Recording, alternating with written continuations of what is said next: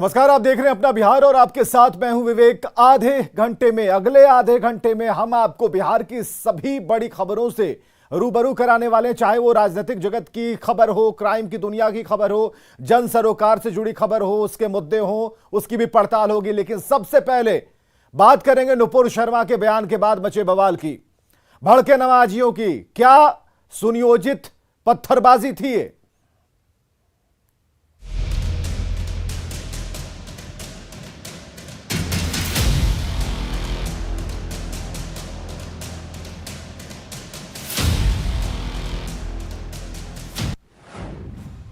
नमाज के बाद पत्थर वाला प्रदर्शन।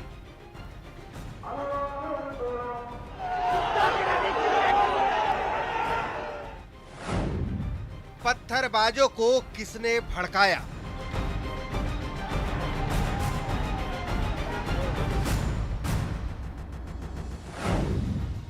क्या प्री प्लान्ड थी पत्थरबाजी की साजिश?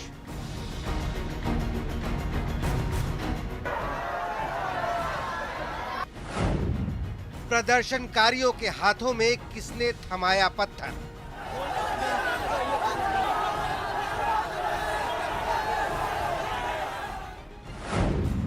भड़के नमाजी, क्या सुनियोजित थी पत्थरबाजी? तो बिहार झारखंड समेत देश के कई हिस्से आज अचानक सुलगने लगे। हिंसा की आंच बिहार और झारखंड पहुंच गई। बिहार में तो विरोध प्रदर्शन तक ही सीमित रहा, लेकिन झारखंड में विरोध ने ऐसा शक्ल अख्तियार किया और यह मामला मौत तक पहुंच गया। सबसे पहले दो तस्वीरें आप देखिए, स्क्रीन पर आप देख भी पा रहे होंगे। और पहली तस्वीर बिहार की है, जहां आरा, मुजफ्फरपुर, नवादा, इन जगहों पर नुपुर शर्मा के बयान पर विरोध जताया गया और इस दौरान सड़क को जाम किया गया। लेकिन झारखंड में क्या हुआ? झारखंड में नमाज के बाद हिंसक प्रदर्शन हुआ। प्रदर्शनकारियों ने पथराव किया, आगजनी की। हालात संभालने पहुंची पुलिस टीम पर भी पत्थर फेंक दिए गए और कई पुलिस अधिकारी घायल हुए हैं। एक 35 साल के युवक की मौत हुई है। 12 लोग कुल मिलाकर घायल हुए हैं और इसमें से 7 लोगों को गोली लगी है। तो जुमे पर हंगामा सुनियोजित था, यह सवाल है। यह सवाल है उन लोगों से जो दुआ मांगते हैं अमन की, शांति की, चैन की। सवाल इस बात को लेकर है कि ये क्या पत्थरबाजी को लेकर क्या योजना बनाई गई थी? जुमे पर जो हंगामा हुआ, जो पत्थरबाजी हुई, रोड़ेबाजी हुई, हमला किया गया, चारों तरफ हिंसा को फैलाने की कोशिश की गई, फैलाया भी गया, क्या ये सुनियोजित था, प्री प्लान था? तो बिहार और झारखंड से दो तस्वीरें हम आपको दिखा रहे हैं। बिहार में प्रदर्शन भर काफी हुआ कि लोग एक जगह पर जमा हुए, नारेबाजी की, ठीक है। लेकिन झारखंड में जो हुआ वो नहीं होना चाहिए था, क्योंकि कानून से बेहतर, कानून पर भरोसा करने से बेहतर इन लोगों ने पत्थर पर भरोसा करना ज्यादा मुनासिब समझा। और यही कारण है कि झारखंड में जो कुछ भी हुआ, आज रांची को जलाने की कोशिश की गई। तो जुमे पर क्या यह हंगामा सुनियोजित था? यही सवाल है।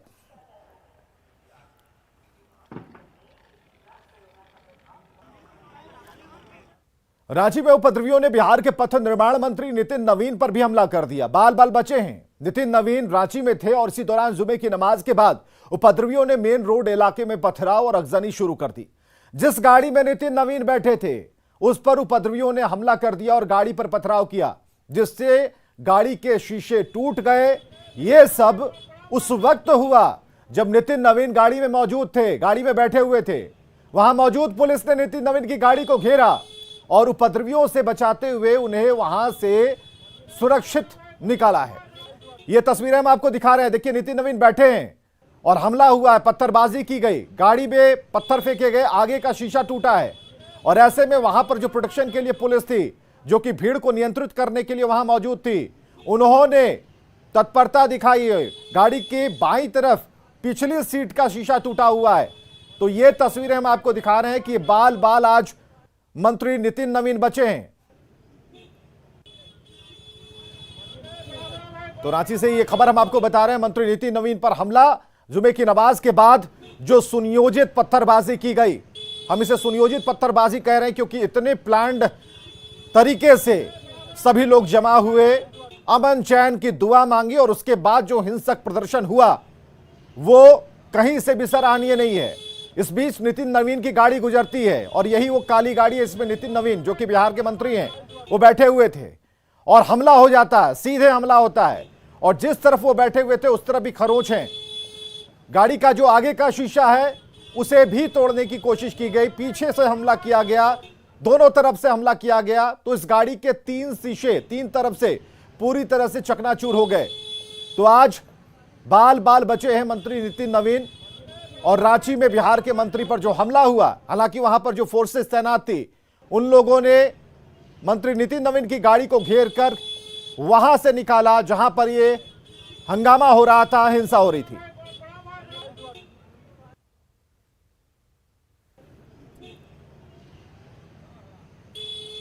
तो नितिन नवीन से ही हम जानने की कोशिश करेंगे कि आखिर क्या हुआ, कहां जा रहे थे, कैसे फंस गए, जब हमला हुआ क्या लगा उन्हें, और यह जानना बेहद जरूरी है। लेकिन हम अगली खबर पर जरा चढ़ते हैं, बात करते हैं अगली खबर की।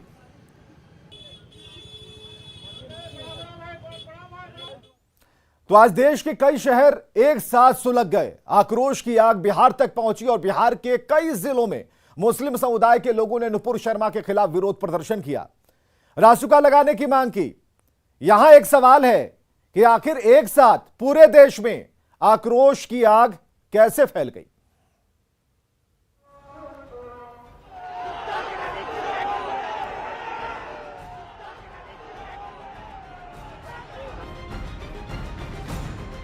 प्रयागराज से लेकर हैदराबाद, सहारनपुर से लेकर मुजफ्फरपुर तक जुमे की नमाज के बाद जमकर हंगामा बरपा। बवाल की आंच बिहार तक भी पहुंची। ये तस्वीरें आरा की हैं। तस्वीरों में आप देख सकते हैं कि कैसे बड़ी संख्या में मुस्लिम समुदाय के लोगों ने गोपाली चौक पर मौजूद होकर जुमे की नमाज के बाद विरोध प्रदर्शन किया और नुपुर शर्मा पर राष्ट्रीय सुरक्षा कानून लगाने की मांग की। किसी भी धर्म के आइडियल के खिलाफ कोई भी आवाज उठाए, आप उसके लिए सख्त कानून बनाइए, पहली बात। और दूसरी चीज ये है कि ये जो नुपुर शर्मा है अभी फिलहाल में, इसके लिए रासुका लगाया जाए, सिर्फ गिरफ्तारी और 6 महीना के लिए 6 साल के लिए पार्टी से निलंबित कर देना, ये कोई प्रावधान नहीं है। आरा के बाद अब मुजफ्फरपुर में विरोध के नाम पर हंगामे की तस्वीर देखिए।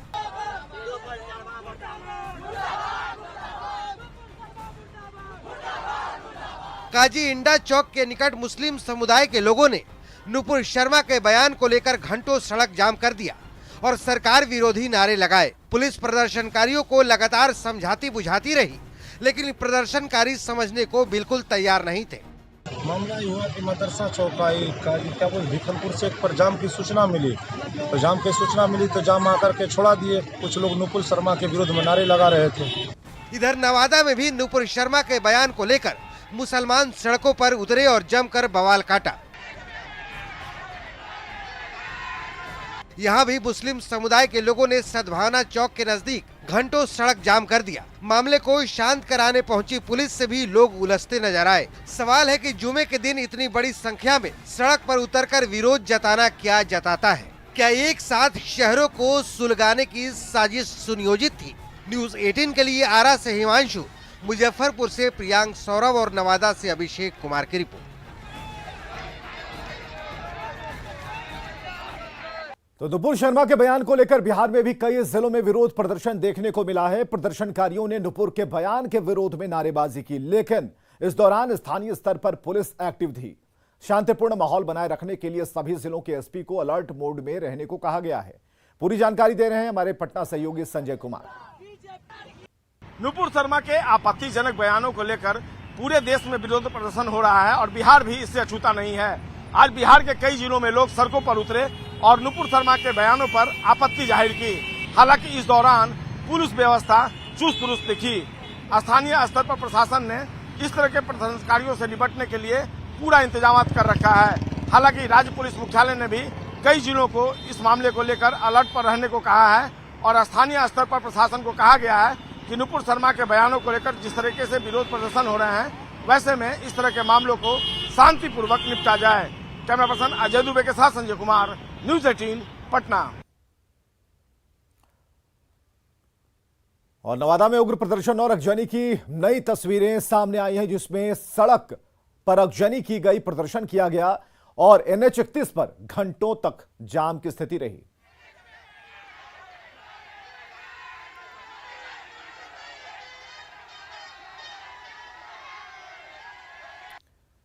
तो NH 31 की तस्वीरें हम आपको दिखा रहे हैं। सड़क पर अगजनी की गई है, लोगों का प्रदर्शन जारी रहा, वो हंगामा होता रहा। हालांकि पुलिस प्रशासन की व्यवस्था थी, लोगों को समझाने का प्रयास किया गया और यहां पर आप तस्वीरें देख रहे हैं कि पुलिस के अधिकारी सड़क पर मौजूद थे, टायर जलाया गया, विरोध प्रदर्शन किया गया वहां पर।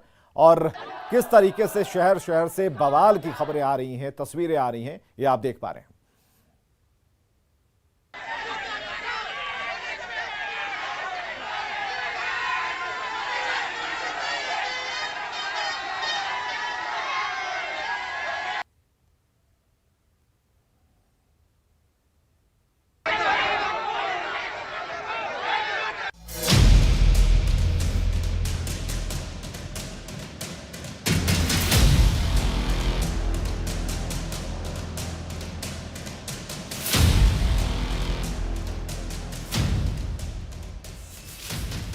मुख्यमंत्री नीतीश कुमार ने कानून व्यवस्था और शराबबंदी को लेकर उच्च स्तरीय समीक्षा बैठक की है। अधिकारियों को कई निर्देश दिए हैं।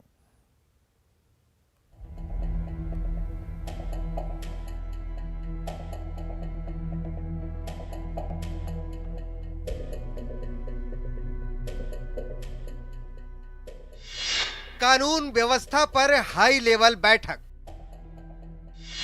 अधिकारियों को सीएम नीतीश कुमार का सख्त निर्देश। संगठित अपराध बर्दाश्त नहीं। शराब माफिया पर कसे शिकंजा। हाल के दिनों में पटना के आसपास लूट की कई वारदातें हुई। हत्या की घटनाओं ने बिहार के कई जिलों को हिलाकर रख दिया। शराबबंदी के बावजूद बिहार में शराब के जखीरे का पकड़ा जाना तो आम बात है। हालात को देखते हुए मुख्यमंत्री नीतीश कुमार ने अधिकारियों के साथ हाई लेवल मीटिंग की।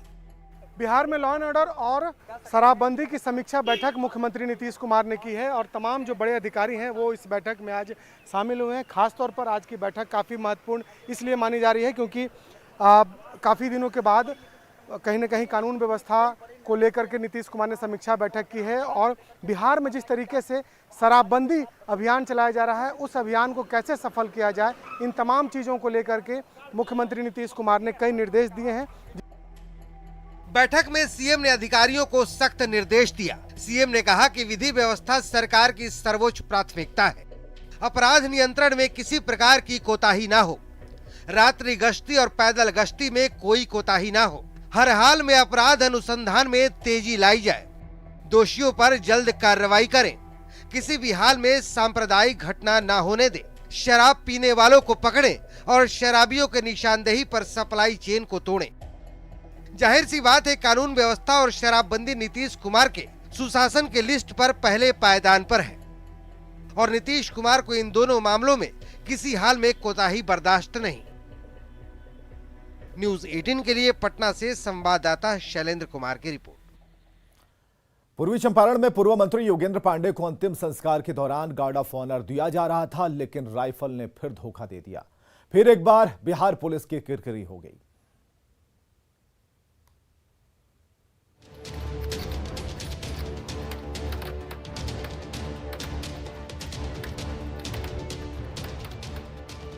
बार बार हर बार वही कहानी। न जाने कितनी बार बोल्ड चढ़ाया, लेकिन गोली है कि दगती ही नहीं। बिहार पुलिस के इस जवान को देखिए, बेचारे ने फायर करने के लिए हर जतन किया। बोल्ट चढ़ाते चढ़ाते थक गया बेचारा, लेकिन लगता है जैसे राइफल ने चुंबक बनकर गोलियों को चिपका रखा हो। कम वक्त गोलियां निकली ही नहीं। तस्वीरें पूर्वी चंपारण के अरेराज की हैं। मौका था पूर्व मंत्री योगेंद्र पांडे के अंतिम संस्कार का। पूर्व मंत्री होने के नाते उन्हें गार्ड ऑफ ऑनर दिया जा रहा था, लेकिन गार्ड ऑफ ऑनर के दौरान राइफल ने जवाब दे दिया।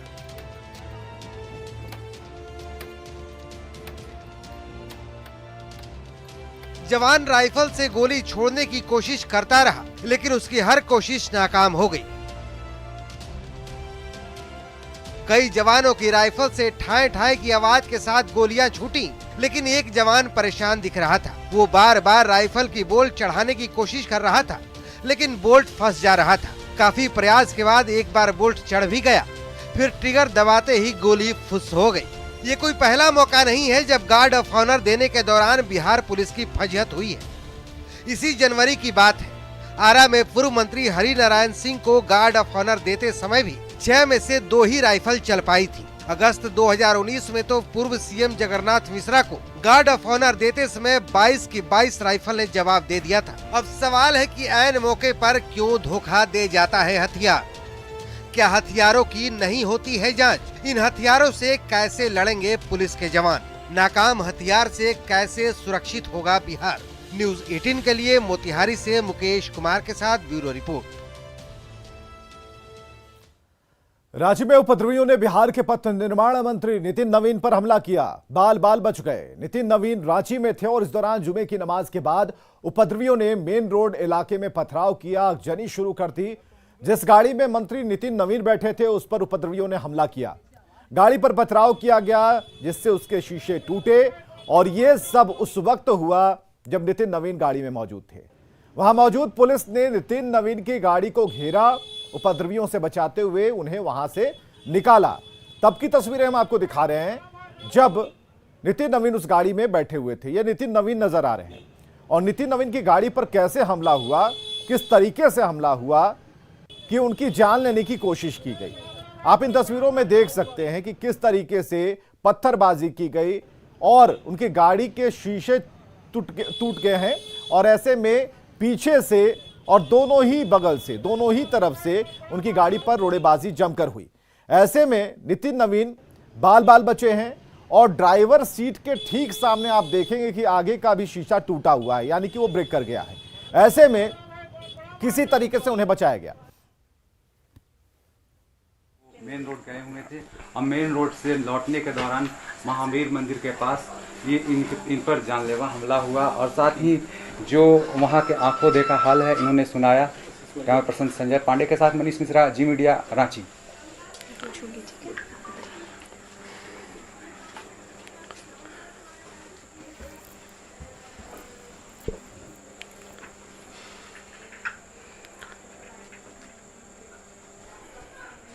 और रूपाली हमारे साथ हमारी सहयोगी बनी हुई है। रूपाली, नितिन नवीन सामने हैं और जो घबराहट एक चेहरे पर हम देख पा रहे हैं कि ऐसा नहीं होना चाहिए था, बिहार के मंत्री हैं और ऐसे में उन पर हमला किया गया। क्या दृश्य था, कैसा, अभी फिलहाल वो क्या कहना चाहते हैं? सबसे पहले उनका रिएक्शन क्या है?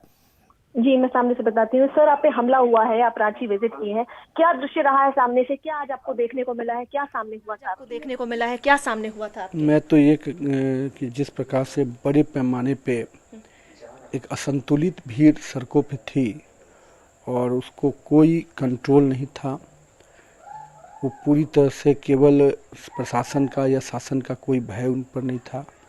हाथों में डंडे, लोहे के छड़, बाकी रड, इस तरह की चीज़ों को लेकर सड़कों पे चल रहे थे और कहीं कोई उनको भय और प्रशासन का नहीं था और पूरी तरह से इतनी बड़ी संख्या थी और पुलिस वहाँ पर नग्न स्थिति में थी और इतनी बड़ी संख्या में एक बार जुटना अपने आप में किसी बड़ी घटना को अंजाम देने जैसा था। दर्जनों लोग घायल हुए हैं, गोलियां चली है, सामने का दृश्य आप तो सामने मैं तो वही कह रहा हूँ कि जब सबसे पहले हमला मेरी ही गाड़ी पे हुआ और मेरी गाड़ी पे हमला ईंटा पत्थर फेंकना शुरू किया, उसी समय हमारी स्कॉट की गाड़ी जो थी वो पहले हनुमान मंदिर की तरफ घुसी और दूसरी हमारी गाड़ी फिर दूसरे भीड़ के थी से दाएं तरफ से निकली और उसके बाद चारों तरफ से घेर के ईंटा पत्थर शुरू हो गया। गाड़ी की स्थिति आप देख सकते हैं जो स्थिति अभी है। और सबसे बड़ी बात थी कि भीड़ को किसी चीज़ का न डर था न भय था और पूरी तरह से लड़के जो भीड़ में थे बाइक पर बैठ के डंडा रड लेके दौड़ रहे थे और काफ़ी लंबी दूरी तक वो लोगों ने लोहे और डंडे के रड से गाड़ी को जगह जगह पर हैमर करने का प्रयास किया। हमारी ड्राइवर की सूझबूझ थी कि वो लगातार गाड़ी को बढ़ाया जा रहा था, जिसके कारण हम लोग निकल पाए। चूँकि स्कॉट की गाड़ी दूसरे दिशा में चल पड़ी रही और हमारी गाड़ी दूसरे दिशा में थी तो कुछ लंबी दूरी तय करने के बाद वहाँ पर पुलिस का कुछ टुकड़ी मिला।